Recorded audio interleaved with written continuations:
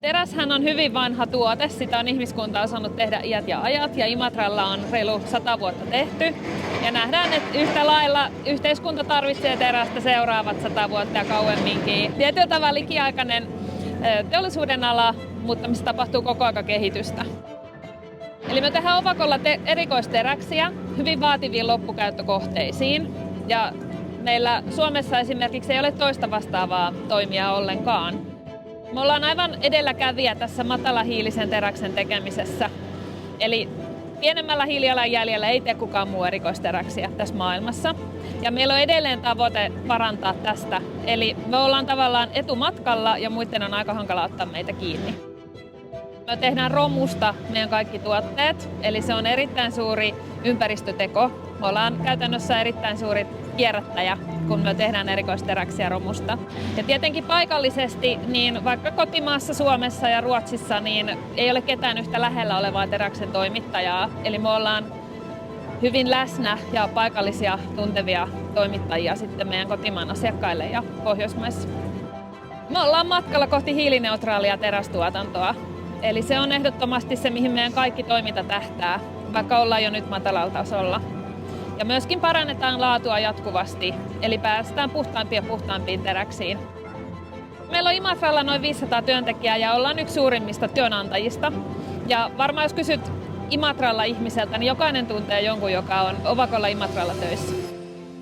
Itse on siitä syttynyt tosi paljon, että me tosiaan toimitetaan kaikille mantereille, jos ei nyt Grönlantia lasketa, niin terästä. Eli meillä on satoja asiakkaita myös kotimaan ulkopuolella ja vahvat kotimaan markkinat. Tämä on todella mielenkiintoista työtä. Eli me valmistetaan terästä, joka on raudan ja hiilen seos. Sen lisäksi me siitä katsotaan mangaani, kromi, nikkeli, molybdeeni, vanadiini, titaani, boori, niobi. Sitten me analysoidaan siitä semmoisia epäpuhtauksia kuin rikki, fosfori, vety, arseeni. Kaiken kaikkiaan on 30 erilaista alkuainetta, niin me siitä katsotaan. Ja niille kaikille on joku vaatimus, joka saattaa olla hyvin kapea. Ja me täällä niin kuin aloitetaan sen tekeminen, että me lajitellaan meidän romua tuolla sen mukaan jo tonne prosessiin, että mitä me halutaan siitä tehdä. Eli jo tuo romu on niin kuin tärkeässä osassa siinä, että mitä tuolta sitten saadaan ulos ja voidaan tehdä. Aloitan kierroksen koko tehtaan läpi joka päivä. Semmoinen reilu 10 000 askelta tulee. Katon, että asiat on kunnossa sillä mallilla, että kierrätysmetalli päättyy oikeisiin paikkoihin. Mikä sut tekee ylpeäksi siitä, että sä työskentelet Ovakolla? Olla kehityksessä mukana. Se on kaikkein siistintä. Se, että sä oot oma tietotaito, no minullakin on pitkä historia tämän romumetallin kanssa, niin että me pääsen jakamaan se täällä muiden kanssa. Ja myös auttaa eteenpäin. Joka päivä kun herään, niin voi sanoa, että vitset on hieno lähteä duuniin. Paras duunipaikka. Sitä on jo varmaan kohta 15 vuotta tehty, mutta tämä laakeriteräskehitys, me ollaan todella huippulaatusta laakeriterästä saatu tässä aikaiseksi, saatu kehitettyä sitä valmistusprosessia niin, että saadaan sellaista todella laadukasta, puhdasta laakeriterästä aikaiseksi. Tilannehan on tosi hyvä, että täältähän ei niinku oikeastaan juuri mitään sellaista synny semmoista jätettä. Että kaikki sivuvirrat kierrätetään. Savukaasut, mitä tulee tästä valokaariuunilta, menee suodinlaitokselle ja sieltä pölyt talteen ja ei synny semmoista mitään ympäristölle haitallista jätettä tässä koko hommassa.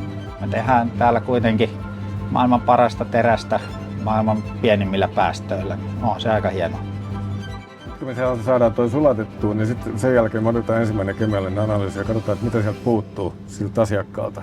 Asiakas määrittelee, mikä teräslaji tehdään. Ja sitten sen jälkeen se menee tuonne seostukseen ja sitten tuolla sitten seuraavissa vaiheissa. Niin meillä on hirmu laaja tuoterepertuaari. Meillä on käytännössä niin kuin tuhansia tuotteita. Et meillä on teräslaji ja sitten nämä tangon fyysiset mitat ja eri ominaisuudet, mitä me sille tangolle voidaan tehdä, niin käytännössä meidän tuoterepertuaari käsittää tuhansia eri tuotteita. Meille merkittävä tuoteryhmä on nämä tämmöiset hyvin lastuttavat konerakennusteräkset, mitä me kutsutaan M-teräkseksi.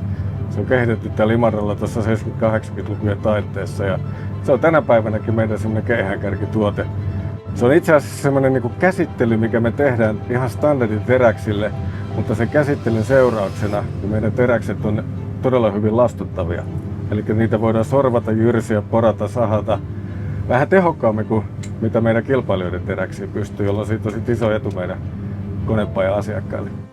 Ajoneuvoteollisuus on merkittävä käyttäjä, etenkin raskaat ajoneuvot. Kuorma-autot, linja-autot, työkoneet, kaivoskoneet. Sitten kaivoksissa meidän teräksistä valmistetaan näitä kallioporatyökaluja. Valumuoteissa voi olla niitä meidän Huforsi hybriditeräksiä. Jos tehdään niin kuin metallille, millä tahansa metallille jotain työstöä, niin niissä työkaluissa voidaan käyttää Imatran teräksiä. Sitten ihan tämmöinen kotitarvetyökalu kuin kirves.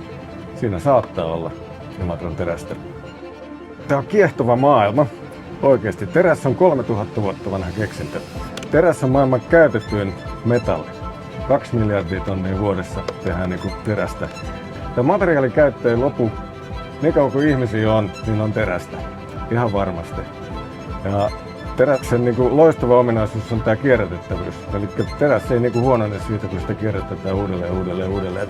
Jotain jää sitten vähän matkan varrelle, niin kuin pölyä tai hilsettä kuonaa. Mutta kaikki mikä on terästä, niin voidaan kierrättää uudelleen.